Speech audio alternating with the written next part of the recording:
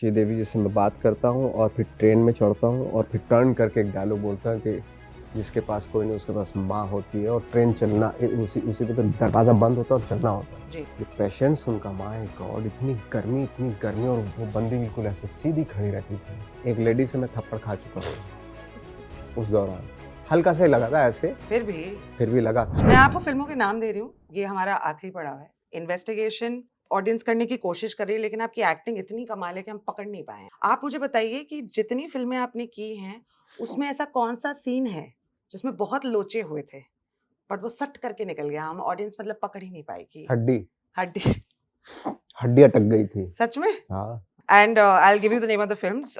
Mom, कोई ऐसा scene जहाँ पे बहुत ही डिफिकल्ट था सीन? डिफिकल्ट था, ट्रेन का सीक्वेंस दिल्ली में कर रहे थे, मेट्रो स्टेशन पे। एक वो टाइमिंग थी जब श्रीदेवी जी से मैं बात करता हूँ और फिर ट्रेन में चढ़ता हूँ और फिर टर्न करके एक डायलॉग बोलता है कि जिसके पास कोई नहीं उसके पास माँ होती है और ट्रेन चलना उसी पे तो दरवाज़ा बंद होता है और चलना होता है जी। वो बहुत टाइमिंग की, उसकी बहुत टाइमिंग के बाद वो एक थैंक गॉड एक बार जाके जो है वो करेक्ट टाइमिंग बैठी, और डायरेक्टर भी पागल है वो, जब तक करेक्ट टाइमिंग नहीं आई उसने ट्रेन गई फिर वापस आई, गई फिर वापस आई, ये तो कम से कम कोई 4-5 घंटे तक सिर्फ यही चलता रहा।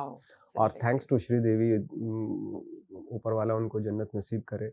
ये पेशेंस उनका, माय गॉड, इतनी गर्मी और वो बंदी बिल्कुल ऐसे सीधी खड़ी रहती थी और मैं थोड़ा सा इरिटेट हो रहा था, तो देखिए कब होगा हो जाएगा। इतना पेशेंस इनके पास अभी तक नहीं था।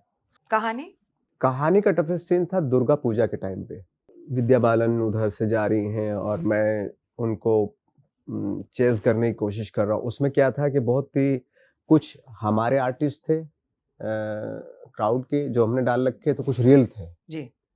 उसमें धक्का मुक्की, एक ने तो मेरे थप्पड़ मारा था। अरे तो उनको पता नहीं होता था अचानक से क्या होगा।